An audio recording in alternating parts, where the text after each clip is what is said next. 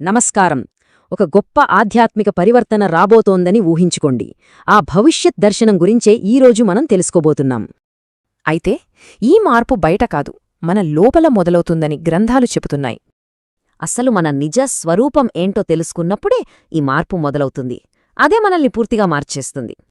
అంటే మన సంకుచిత ఆలోచనల నుండి బయటపడి సరికొత్త దృక్పథాన్ని ఇస్తుందన్నమాట. పరమాత్మలో తాము కూడా ఒక భాగం అనే అనుభూతి ప్రతి ఒక్కరికి కలుగుతుంది. ఇలా లోకల వచ్చిన మార్పు బయట భౌతిక ప్రపంచాన్ని, మన జీవన విధానాన్ని కూడా మార్చేస్తుంది.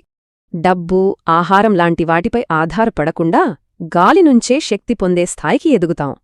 ఇదేదో కొత్త విషయం కాదు. పూర్వం ఋషులు, మునులు కూడా ఇలాగే వాయతత్వంతో జీవించేవారు. ఇటీవలి కాలంలో గుజరాత్కు చెందిన ప్రహ్లాద్ జానీ కూడా గాలితోనే జీవించారని అంటారు. చూశారా? ఇక తరువాతి దశలో అన్ని మూలకాలు పరంతత్వమనే అత్యున్నత స్థితిలోకి మారిపోతాయి. మరి ఈ మార్పు మనసులో ఎలా జరుగుతుంది? 3 దశల్లో మనసు పూర్తిగా శుద్ధి అవుతుంది. ఇలా శుద్ధి అయిన మనసుతో ఆలోచనలు, చేతలు అన్నీ లోక కళ్యాణం కోసమే ఉంటాయి. ఈ విశ్వ పరివర్తన వెనుక ఒక ముఖ్య ఉద్దేశ్యం ఉంది. దీనికోసం సర్వశక్తిమంతుడు అవతరించాడని తెలుస్తోంది.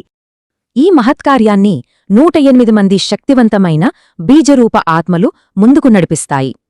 ఇందులో కీలకమైనింది బేహద్ వైరాగ్యం. అంటే విశ్వంలోని ఆత్మలన్నీ పూర్తి అనాసక్తిని అనుభవిస్తాయి.